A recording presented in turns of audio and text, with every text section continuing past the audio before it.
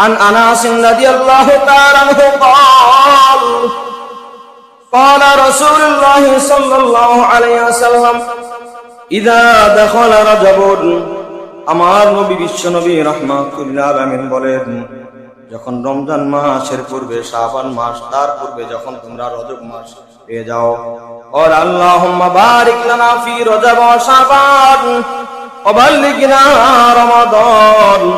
বিশ্ব নবী রাহমাতুল্লিল আলামিন সাহাবীদেরকে শিক্ষা দিলেন, আল্লাহুম্মা, তোমরা বলো, আল্লাহুম্মা বারিক লানা, ওগো আমাদের রব আল্লাহ, বারিক লানা, আমাদেরকে বরকত দান করো, ফি রজব ওয়া শাবান, রজব এবং শাবান মাসের বরকত আমাদেরকে দান করো, ওয়া বাল্লিগনা রমাদান, এবং রমজান পর্যন্ত আমার হায়াত বাড়িয়ে দাও।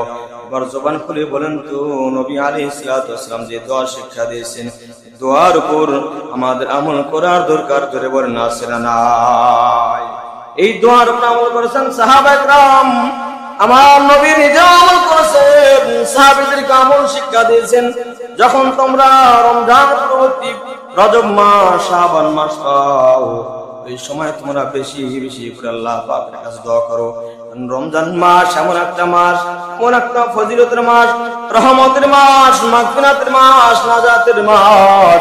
কেউ যদি রমজান মাস পায়, রমজান মাস পাইলে আল্লাহ পাক রব্বুল আলামিনকে রাজি খুশি করার জন্য কেউ যদি রোজা রাখে, ইবাদত বন্দেগী করে, এই বান্দার জীবন থেকে সমস্ত গুনাহগুলো মাফ করে দেয় কে? এজন্য বিশ্ব দোয়া শিখিয়ে দিলেন যে তোমরা রজব মাস পাইলে এই দোয়ার আমল করো। এরপরে সাহাবায়ে কেরামের আমল ছিল অনেক বেশি আমল, বারবার ওনারা রমজান মাস পাওয়ার জন্য আমলটা করেছেন। এরপরে সালাফ তো 6 মাস আগে ছিল, যারা সালাফ ছিলেন সালফে সালেহিন, রমজান মাস আসার 6 মাস পূর্বে থেকেই মহান আল্লাহ তাআলার কাছে বেশি বেশি দোয়া করতেন। কয় মাস পূর্বে থেকে বলেন তো? 6 মাস আগে থেকে আসমানের মালিকের কাছে বেশি বেশি দোয়া করতেন। এই দোয়া আমার আল্লাহর নবী বিশ্ব নবী রাহমাতুল লিল আলামিনের হাদিস শরীফে আছে, লাতায়েফুল মারিফ খন্ড নম্বর 1 পৃষ্ঠা নম্বর 148 নম্বর পৃষ্ঠার ভিতরে কথাটি রয়েছে। সালফে সালেহিন কেমনে দোয়া করতেন তিনি বলেন, কানা ইয়াদউনাল্লাহ সিত্তাতা আশহুরিন আইয়ুবাল্লিগাহুম রমাদান সুম্মা ইয়াদউনাহু সিত্তাতা আশহুরিন আইয়াতাকাব্বালাহু মিনহুম। জবান খুলে পড়েন আল্লাহু আকবার। যারা সালফে সালেহিন ছিলেন ওনারা কানা ইয়াদউনাল্লাহ সিত্তাতা আশহুরিন, রমজান মাস আসার পূর্বে 6 মাস আগে থেকে রব্বুল আলামিনের কাছে দোয়া করতেন, আল্লাহ রমজান পর্যন্ত আমাদের হায়াতটা বাড়িয়ে দাও, যেন রমজান মাসের রোজাগুলো আমরা পরিপূর্ণভাবে আদায় করতে পারি, তারাবির নামাজ আদায় করতে পারি। এই দোয়াগুলো সালফে সালেহিন 6 মাস আগে থেকে করতেন। কয় মাস আগে থেকে? 6 মাস আগে থেকে দোয়াগুলো করতেন। রমজান মাস পাওয়ার জন্য 6 মাস আগে থেকে দোয়া করতেন। সুম্মা ইয়াদউনাহু সিত্তাতা আশহুরিন, এরপরে রমজান মাস যখন পাওয়ার জন্য 6 মাস আগে থেকে দোয়া করতেন। আবার রমজান মাস পাওয়ার পরেও, রমজান মাস যখন বিদায় নিয়ে চলে গেছে, রমজানের পরে আবার 6 মাস ধরে দোয়া করতেন। আল্লাহু আকবার বলেন। রমজান মাস পাওয়ার জন্য 6 মাস আগে থেকে দোয়া করতেন। রমজান মাস যদি পরিপূর্ণ মাস পেয়েছেন, রমজান পরে আবার 6 মাস পর্যন্ত দোয়া করতেন। কেন দোয়া করতেন? আইয়াতাকাব্বালাহু মিনহুম, যাতে করে যে রমজান মাসে তারা রোজা রেখেছেন, রোজাগুলো যেন আল্লাহ তাআলা কবুল করে নেয়। রমজানের রোজা কবুল হওয়ার জন্য 6 মাস পর্যন্ত আসমানের মালিকের কাছে সালফে সালেহিন দোয়া করতেন। জবান খুলে পড়েন আল্লাহু আকবার। তাহলে বলেন তো, রমজান মাস যে ব্যক্তি পাইল, তার জিন্দেগীর সমস্ত গুনাহগুলো মাফ করে দিবেন কে? আল্লাহ তাআলাকে রাজি খুশি করার জন্য যদি কেউ রমজান মাস পায়, কেউ যদি একটি মাস রোজা রাখে, রোজার হক আদায় করে করে করে যদি কেউ রোজা রাখে, আল্লাহর নবী বিশ্বনবী বলেন, মান সামা রমাযানা ঈমানান ওয়া ইহতিসাবান গফির লাহু মা তাকদ্দামা মিন যামবি। কেউ যদি আল্লাহ তাআলাকে রাজি খুশি করার জন্য কেউ যদি রমজান মাস পাইল, রোজাগুলো যদি রাখে ইমানের অবস্থায় গফির লাহু মা তাকদ্দামা মিন যামবি, তার জীবনের সমস্ত পূর্বের গুনাহগুলো জড়িয়ে বলেন তো মাফ করে দেয় কে? এজন্য সালফি সালেহিন রমজান মাস আসার 6 মাস আগে রব্বুল আলামিনের কাছে বেশি বেশি দোয়া করতেন। এরপরে রমজান মাস যখন পেয়েছেন, রমজানের পরে আবার 6 মাস বেশি বেশি দোয়া করতেন যেন রমজানের ইবাদতগুলো, রোজাগুলো, তারাবির নামাজগুলো, জিকির আজকার, ইফতার, সাহারি সবগুলো ইবাদত যেন কবুল করা হয়। এজন্য কয় মাস পর্যন্ত দোয়া করেছেন বলেন তো?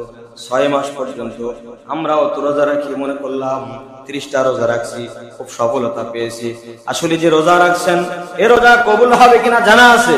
জানা নাই। এজন্য রমজান মাস আসার পূর্বে রব্বুল আলামিনের কাছে দোয়া করব, আল্লাহ যেই রোজাগুলো আমরা সামনে আসতেছে সুস্থতার সাথে যেন আমরা রোজাগুলো রাখতে পারি, সিয়াম পালন করতে পারি, তুমি আমাদেরকে তৌফিক দান করো।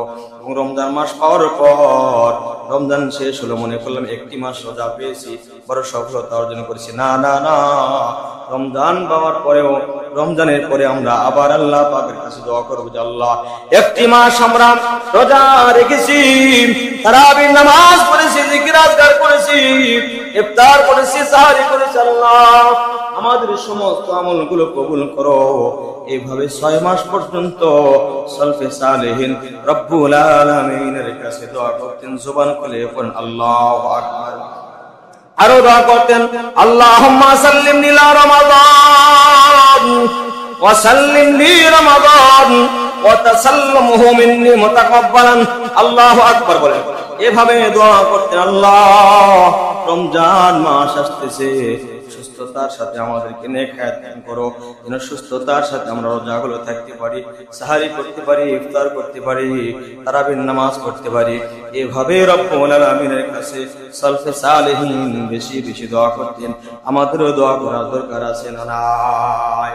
রমজান মাস আসার পূর্বে আমাদের যে প্রস্তুতি রয়েছে সেটি হলো, 1 নাম্বার প্রস্তুতি হলো রমজান মাস আসার পূর্বে আমাদের যে কেনাকাটা, এগুলো যেন রমজান মাস আসার পূর্বে আমরা সেরে ফেলি, যাতে করে রমজান মাস আসলে যেন আমাদের মাথায় কোনো ঝামেলা না থাকে, ফ্রি হয়ে যেন রব্বুল আলামিনের কাছে বেশি বেশি কান্নাকাটি করতে পারি, দোয়া করতে পারি।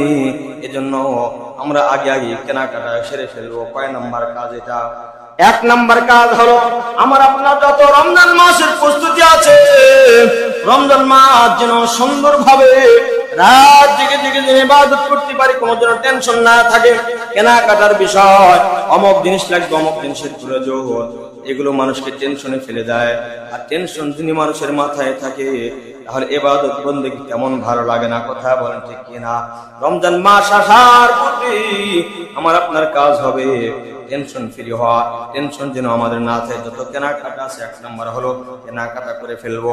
2 নাম্বার রমজানের প্রস্তুতি হলো গরিব দুঃখী অসহায় সমাজে আছে না নাই, আপনি সুন্দর করে সাহারি গোশত দিয়ে ভালো ভালো খাবার দিয়ে সাহারি করলেন, একবার খবর রাখলেন না আপনার পাশের বাড়ির মানুষ আর্থিক সমস্যায় পড়ে আছে, বড় অসহায় মানুষ, কি খাইছে, কি দিয়েছে, সাহারি করেছে, এগুলো খোঁজ খবর রাখার দরকার আছে না নাই?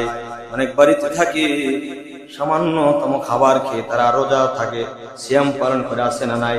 এই জন্য প্রতিবেশী আশেপাশে যারা থাকে অবশ্যই খবর রাখা দরকার, কি খাচ্ছে কি না খাচ্ছে এগুলো খবর রাখা দরকার।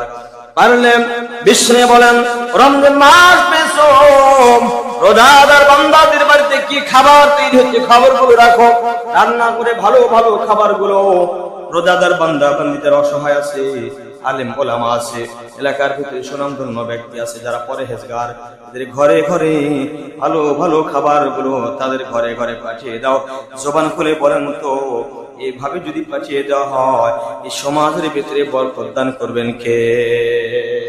2 নাম্বার হলো বাজার সদাই কেনাকাটা করার পরে গরিব দুঃখী অসহায় মানুষের খবর নেওয়া, তাদের ঘরে ঘরে খাবারগুলো পৌঁছে দেওয়া, কি খায় না খায়, কেউ যে অসুস্থ থাকে তাদের সুস্থতার জন্য দোয়া করা এবং কিছু আর্থিক সহযোগিতা করার দরকার জোরেবান আছে না নাই? 3 নাম্বার সংক্ষিপ্ত করে বলতেছি, গরিব দুঃখীদের জন্য কেনাকাটা করুন। কি কেনাকাটা করলেন নিজেও? গরিব দুঃখীর কি সমস্যা টাকার প্রয়োজন না, কোনো জিনিসের প্রয়োজন, এইগুলো খবর রাখা। 3 নাম্বার যাকাতের হিসাবগুলো হিসাব করে করে যাকাত দরকার আছে না নাই। 3 নাম্বার রমজান মাসের কাজ হবে, রমজান মাস আসার সঙ্গে সঙ্গে আপনার যত সম্পদ আছে এই সম্পদের উপর যাকাত ফরজ হয়ে গেছে। সম্পদ হিসাব করে করে যাকাত দেওয়ার দরকার আছে না নাই। 3 নম্বর সম্পদের যাকাত দিওয়াম শতকরা, অর্থাৎ 100 টাকার মধ্যে যাকাত আছে কত টাকা? 2.5 টাকা। জোবন খুলে বলেন কয় টাকা? 2.5 টাকা। শতকরা 2.5 টাকা পর্যন্ত যাকাত আসে। এভাবে যদি আমরা যাকাত দিই, সম্পদ হিসাব করে করে যাকাত দিই, তাহলে ওই সম্পদের ভিতরে বরকত দান করবেন কে? সম্পদের যদি যাকাত না দেয়, এই সম্পদ যদি বর্তন করে, হাশরের ময়দানে আল্লাহ পাক রব্বুল আলামিন ওই সম্পদগুলো, যে সম্পদের যাকাত দেয় নাই, বান্দার পেটের ভিতরে এগুলো সাপ পোকামাকড় বিচ্ছু হয়ে পেটের ভিতরে কামড় দিবে এবং পেটের ভিতরে দংশন করবে। তখন বান্দা চিৎকার করতে থাকবে। তখন লোকেরা বলবে, এই লোকের পেটগুলো কেন এত বড়, পেটের ভিতরে এমন চিৎকার করে কান্না করছে কেন? তখন ফেরেশতারা বললেন, লোকের উপর যাকাত আল্লাহ পাক ফরজ করে দিয়েছিলেন, কিন্তু সম্পদের যাকাত দেয়নি। সে যাকাত হলো গরিবের হক। গরিবের হক যে ব্যক্তি আদায় করে নাই, সম্পদের যাকাত দেয় নাই, ওই ব্যক্তি কঠিন শাস্তির সম্মুখীন হতে হবে। কথা বলেন ঠিক কিনা? 3 নাম্বার সম্পদের যাকাত হিসাব করে করে যাকাত দেওয়া। 4 নাম্বার যত কাজ কর্ম আছে কাজগুলো আগে সেরে ফেলা, যাতে করে রমজান মাস, অনেক মানুষ আছে রোজা থাকে না, বলে কেন রোজা নাই? বলে অনেক কাজ, অনেক সমস্যা আছে না নাই, আছে না নাই, অনেক সমস্যা দেখা দেয়। এই জন্য সমস্ত সমস্যার সম্মুখীন হওয়ার আগে আগে রমজান মাস আসার পূর্বে আমরা আমাদের নিজেদের সমস্ত কাজ কর্ম গুলো সেরে ফেলবো, যাতে করে রমজান মাস ফ্রি ভাবে মহান আল্লাহ তাআলার কাছে বেশি বেশি ইবাদত বন্দেগি করা যায়, কান্নাকাটি করা যায়। রমজান মাস এমন একটি মাস, এই মাসে বান্দা যদি আল্লাহর কাছে দোয়া করে, ওই দোয়া কখনোই আল্লাহ তাআলা ফেরত দেয় না। সুবহানাল্লাহ বলেন। এজন্য সমস্ত কাজ কর্ম সেরে ফেলাম। 5 নাম্বার হলো তারাবির নামাজ আদায় করার জন্য মসজিদে হাফেজ হোক, ইমাম হোক, হুজুর হোক, ঠিক করে ফেলা। তারাবির নামাজ কোথায় পড়বেন, কিভাবে পড়বেন, এই বিষয়গুলো সমাধান করে ফেলা। 6 নাম্বার সময় পরিকল্পনা। রাত দিন 24 ঘন্টা, অন্যান্য মাসে যা করেন না করেন, রমজান মাস আপনি একটা নিজামুল আওকাত তৈরি করেন, সময় কিভাবে আপনি কাটাবেন। রমজান মাস আসার পূর্বে একটা শর্ট তৈরি করে নেন, কোন সময় নামাজ পড়বেন, জিকির আজকার করবেন, তিলাওয়াত করবেন, কোন সময় কোরআন শরীফ তিলাওয়াত করবেন, কোন সময় আল্লাহ পাকের জিকির আজকার করবেন, দান ধ্যান করবেন, নামাজ পড়বেন, এরকম তাসবিহ পড়বেন। এই কাজগুলো নিজামুল আওকাত সময় সুন্দর করে আপনি সেরে নেন। সুন্দর একটা শখ তৈরি করুন, কোন সময় কোন ইবাদত বন্দেগি করবেন। সময় হলে এমন একটা বস্তু, সময়ের দাম আছে না নাই বলেন তো? আল্লাহ পাক সময় হলো এমন একটা দামি জিনিস। আল্লাহ পাক কোরআন কারীমের বিভিন্ন জায়গায় সময়ের কসম খেয়েছেন। কথা বলেন ঠিক কিনা? যেমন সূরা আসরের ভিতরে আল্লাহ পাক বলেন, ওয়াল আসরি ইন্নাল ইনসানা লাফি খুসর। আল্লাহু আকবার বলেন। সময়ের কসম জোরে বলেন তো খেয়েছেন কে? কসম তো এই জিনিসের খাওয়া যায় যে জিনিসটা বড় দামি হয়। বলেন ঠিক কিনা? যে জিনিস দামি হয় এই জিনিসটার কসম খাওয়া যায়। আমার আল্লাহ তাআলা সময়ের কসম খেয়েছেন, সময়ের মূল্য জোরে বলেন আছে না নাই? এই জন্য রমজান মাস আপনি কেমনে কাটাবেন? ফজর নামাজ পড়লেন, অনেকে আছে ফজর নামাজ পড়ে বাসায় গিয়ে ঘুমাই, আছে না নাই, আছে না নাই? ফজর নামাজ পড়ে ঘুমানো যায় না। কেউ যে ফজর নামাজ পড়ে ঘুমায়, তার রিজিকের ভিতরে সংকীর্ণতা দান করবেন কে? ফজর নামাজ পড়লেন, নামাজের পরে বাসায় যান, সূরা ইয়াসিন তেলাওয়াত করেন, এরপরে হাঁটাহাঁটি করেন, তাসবিহ তাহলিল করেন। এভাবে যদি সময়কে আপনি মেইনটেইন করে যদি আপনি চলতে পারেন, আল্লাহর কসম করে বলে সময়ের মূল্য দেওয়ার কারণে আল্লাহ পাক আপনাকে আল্লাহর ওলি প্রিয় বন্ধু হিসেবে কবুল করে নেবেন। সুবহানাল্লাহ। এজন্য রমজান মাস আসার পূর্বে আমরা সময়ের মূল্যায়ন করব। রমজান মাস পাওয়ার পরে কোন সময় কোন আমল করবেন, এটা একটা সুন্দর খাতায় লিখে নেবেন। এরপরে 7 নাম্বার হলো রমজান মাস হওয়ার পরে তেলাওয়াত বিশুদ্ধ করার পরিকল্পনা করা। আমরা অনেকে আছি তেলাওয়াতটা সহি শুদ্ধ নয়, কোন জায়গায় কয়ের টানতে হয়, কোন জায়গায় কিভাবে হরফের উচ্চারণ করতে হবে, একটু পরিবর্তন হওয়ার কারণে অর্থ পরিবর্তন হয়ে যায়। কোরআন শরীফ সহি শুদ্ধ করা দরকার আছে না নাই? রমজান মাস পাইছেন, একজন হুজুর হোক অথবা যার তেলাওয়াত সহি শুদ্ধ, তার কাছে বসেন, কোনটা এক আলিফ, কোনটা 3 আলিফ 4 আলিফ, কোন হরফ কিভাবে উচ্চারণ করতে হবে, কোরআন কারীমটা সহি শুদ্ধ করার জন্য চেষ্টা করেন। এটা হলো রমজানের 7 নম্বর কাজ। কয় নম্বর বলেন তো? 7 নম্বর কাজ হলো কোরআন কারীম সুন্দর করে সহি শুদ্ধ করে শিক্ষা করা। এর 8 নম্বর হলো অর্থ তরজমা করার পরিকল্পনা করা। যারা তেলাওয়াত সুন্দর করে জানেন, তেলাওয়াত সুন্দর করে তেলাওয়াত করতে পারেন, তাদের কাজ হবে কোরআনটা একটু বোঝা। আল্লাহ কোরআন কারীমের ভিতরে কি বলেছেন এগুলো জানার দরকার আছে না নাই? একটু বাংলা তরজমাওয়ালা কোরআন শরীফ না, একটু তরজমা করার চেষ্টা করুন। তাফসীরে কিতাব কিনেন, তাফসীরে মাআরিফুল কোরআন, তাফসীরে বাইজাবি, তাফসীরে ইবনে কাসির, যত তাফসীর গ্রন্থ আছে একটু একটা কিনেন। কেনার পরে তাফসীর গুলো পড়ার চেষ্টা করেন, একটু বোঝার জন্য চেষ্টা করেন। এটা হলো যারা তেলাওয়াত শিখেছেন তাদের জন্য কাজ হবে, একটু বুঝে বুঝে কোরআন পড়া পারবো তো ইনশাআল্লাহ। 9 নম্বর কাজ হলো প্রতিদিন কাউকে ইফতার করানো। 9 নম্বর কি বলেন তো? রোজাদার বান্দাদের জন্য ইফতার করা। আর জন্য ইফতার আয়োজন করলেন, যে ব্যক্তিকে ইফতার করালেন সে ব্যক্তি যে পরিমাণ সওয়াব পাবে, সম পরিমাণ সওয়াব যে ব্যক্তি ইফতার করেছেন তার আমল নামায় আল্লাহ তাআলা দান করে দেয়। 9 নম্বর হলো ইফতার করানো। পয়গম্বর দাউদ আলাইহিস সালাতু ওয়াস সালাম আল্লাহ তাআলাকে ডাক দিলেন, আল্লাহ মিজানের পাল্লা হবে 7 তবক আসমান এবং জমিনের সমান। মিজানের পাল্লাটা আমরা কেমনে ভরাবো? এই পরিমাণ আমল তো আমরা করতে পারবো না। আমার আল্লাহ তাআলা বলেন, কোন বান্দা যদি আমি আল্লাহ তাআলাকে রাজি খুশি করার জন্য একটা খেজুর পরিমাণ কোন খাবার রোজাদার বান্দাকে খাওয়ায়, এই সওয়াবটা বাড়াইতে বাড়াইতে বাড়াইতে আমি আল্লাহ তাআলা মিজানের পাল্লা ভরে দিব। আল্লাহু আকবার বলে। বলেন তো ইফতার করানোর ফজিলত আছে না নাই? এরপরে হলো 9 নাম্বার গেল। 10 নাম্বার বাসায় মহিলাদের সহযোগিতা করা। আপনি রোজা থাকেন, আপনার ওয়াইফ সন্তান তারাও রোজা থাকে, সন্ধ্যার সময় আসলেন, এসে স্ত্রীকে ঝাড়ি দেয়, জোর আওয়াজে কথা বলে, ধমক দেয়, আছে না নাই? দেখতে হবে সেই বান্দা তো রোজা আছে, আপনি রোজা আছেন, তার কি পরিমাণ কষ্ট হয়। সাহারির সময় উঠে স্ত্রীকে একটু হেল্প করবেন, বিবিকে একটু সহযোগিতা করবেন। স্ত্রীকে হেল্প করা বিশ্ব নবীর সুন্নাত। আমার নবী বিশ্ব নবী রাহমাতুল লিল আলামিন সময় পাইলে স্ত্রীর কাজে সহযোগিতা করতেন। আল্লাহু আকবার বলেন। আমরা তো বাহিরে কাজ করি, মনে হয় স্ত্রী সারা দিন পর্যন্ত ঘুমিয়ে ঘুমিয়ে আরামে কাটিয়েছেন। না না না, এমন ধারণা করা উচিত নয়, বরং সময় পাইলে স্ত্রী কাজে সহযোগিতা করার দরকার আছে না নাই? রমজান মাস পেয়েছেন, বিবিকে একটু সহযোগিতা করুন, তার কাছে একটু সহযোগিতা করুন, ঝাড়ি না দিয়ে গন্ডগোল ফিতনা না করে।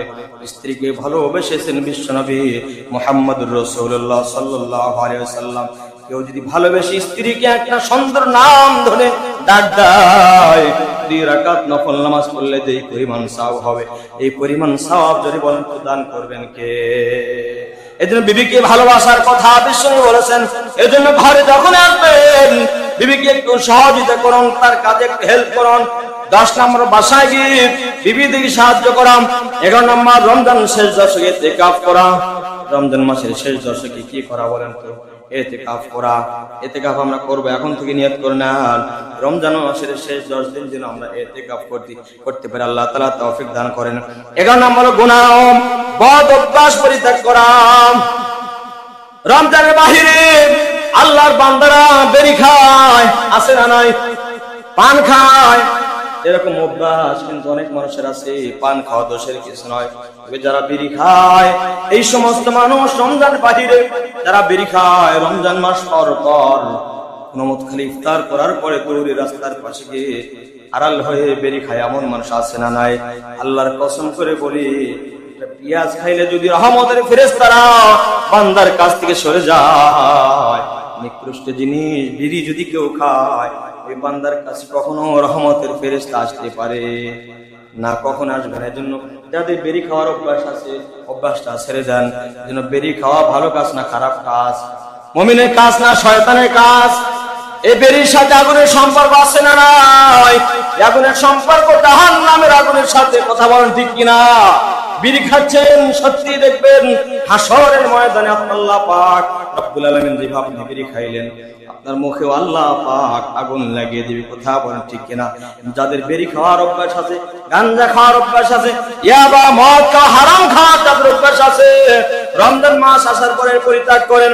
রমজান মাসে এভাবে যদি নিয়ম কানুন মেনে চলতে পারেন, রমজানের বাহিরেও আপনি কখনো বিড়ি থেকে মুখ দিতে পারবেন না, মুখে বিড়ি লাগাইতে পারবে না। এজন্য যাদের অভ্যাস আছে, অভ্যাসটা আমরা পরিত্যাগ করতে পারবো তো ইনশাআল্লাহ। 10 নাম্বার, সুনির্দিষ্ট গুনাহ ছাড়ার পরিকল্পনা করা।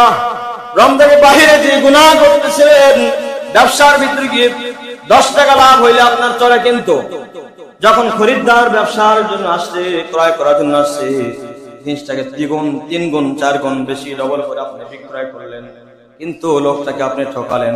তাকে আপনি ঠকান নাই, আপনি ঠকিয়েছেন আপনি নিজেকে, কথা বলেন ঠিক কিনা? অতিরিক্ত লাভ দিয়ে ব্যবসা করা যায় না। এজন্য যতটুকু প্রয়োজন জিনিস কিনছেন 10 টাকায়, কিন্তু নিলেন আপনি 30 টাকা 20 টাকা, হালাল হবে না হারাম হবে? হারাম হবে। এজন্য লভ্যাংশ যতটুকু পরিমাণ নেওয়া যায় ততটুকু নেবেন, এর বাহিরে যদি নেন এই জবাব আল্লাহ পাকের কাছে দিতে হবে কি হবে না? এজন্য নির্দিষ্ট গুনাহ, যেই গুনাহর সাথে আপনার সম্পর্ক ছিল, গুনাহটা ছেড়ে যান। রমজান মাস পেয়েছেন, গুনাহ ছেড়ে যান। এরপরে 14 নম্বর হলো পরিবারকে নিয়ে পরিকল্পনা করুন। আপনার বিবি নামাজ পড়ে না, সন্তান নামাজ পড়ে না, আছে না নাই? কোরআন তেলাওয়াত জানে না, কিভাবে আপনার তাকে কোরআন তেলাওয়াত শিখাবেন? সন্তানটা কেমনে আল্লাহ আল্লাহ হবে, বিবি কেমনে আল্লাহ আল্লাহ হবে? এই পরিকল্পনা আপনার থাকার দরকার আছে না নাই? আপনি একজন অভিভাবক, আপনার কিছু জিম্মাদারি, কিছু দায়িত্ব আছে। বিবিকে নিয়ে, সন্তান সন্তানকে নিয়ে একটু চিন্তা ভাবনা করেন। রমজান মাস পেয়েছেন, আমরা এমন কাজ করেন যে রমজান বাহিরে গিয়ে রমজান মাসে যেন আমল দ্বারা আল্লাহর ওলি হয়ে রমজান বাহিরে যেন আমল গুলো করতে পারে। আল্লাহ পাক তৌফিক, আল্লাহুম্মা আমিন। 15 নম্বর তাওবা করা। কি করা বলেন তো? 15 নম্বর তাওবা করা। বিশ্ব নবী রাহমাতুল লিল আলামিন বলেন, কেউ যদি রমজান মাস পেয়েছেন, যদি জীবনের গুনাহগুলো মাফ করে দিতে পারে নাই, তার নাক ধরে শরীর হোক, সে বান্দা ধ্বংস হোক। নাউজুবিল্লাহ পড়েন। রমজান মাস পেয়েছে কিন্তু জীবনের গুনাহগুলো মাফ হয় নাই, এর মতো হতভাগা পৃথিবীর জমিনে আর কেউ হইতে পারে না। রমজান মাস পেয়েছে, আমরা তাওবা করব। জীবনের যত গুনাহ আছে সমস্ত গুনাহ থেকে তাওবা করব। আল্লাহ পাক আমাকে আপনার সমস্ত তাওবা কবুল করবেন। রমজান মাস গুনাহ মাফের মাস, রহমতের মাস, মাগফিরাতের মাস, নাজাতের মাস। রমজান মাস আমরা যারা পেয়েছি, যারা সামনে আমরা পাবো, অবশ্যই অবশ্যই আমরা জীবনের গুনাহগুলো তাওবার মাধ্যমে আল্লাহ পাকের কাছ থেকে মাফ করে নেব ইনশাআল্লাহ। আল্লাহ পাক আমাকে আপনাকে যেই কথাগুলো বললাম আমল করার তৌফিক দেন, আল্লাহুম্মা আমিন। আমরা আমল করতে পারবো তো ইনশাআল্লাহ। গতকালকে মাহফিল ছিল তো ধুনুটে, ওখানে দেখলাম অনেক মানুষ আছে বলতে, আমি রমজানের বিষয়ে একটু আলোচনা করছি শেষে গিয়া, রমজান মাস আমরা পাবো। অনেক মানুষ আছে এখানে, আমরা বলে থাকি যে রমজান মাস আসলেই নানান সমস্যা, এই অসুখ সে অসুখ, পেটের সমস্যা, এই অজুহাত দিয়ে যদি কোনো বান্দা যদি রমজান মাস আসার পর যদি রোজা ছেড়ে দেয়, আল্লাহর কসম করে বলি আল্লাহ পাকের আযাব তার জন্য রেডি হয়ে আছে। কথা বলেন ঠিক কিনা? রমজান মাস পাবো, যত কষ্ট হয় হোক আমরা রোজা ছাড়বো না। আল্লাহ পাক আমাদেরকে সুস্থতার সাথে একটি মাস যেন আমরা সিয়াম পালন করতে পারি, সারিখে রোজা যেন থাকতে পারি। আল্লাহ পাক তৌফিক, আল্লাহুম্মা আমিন।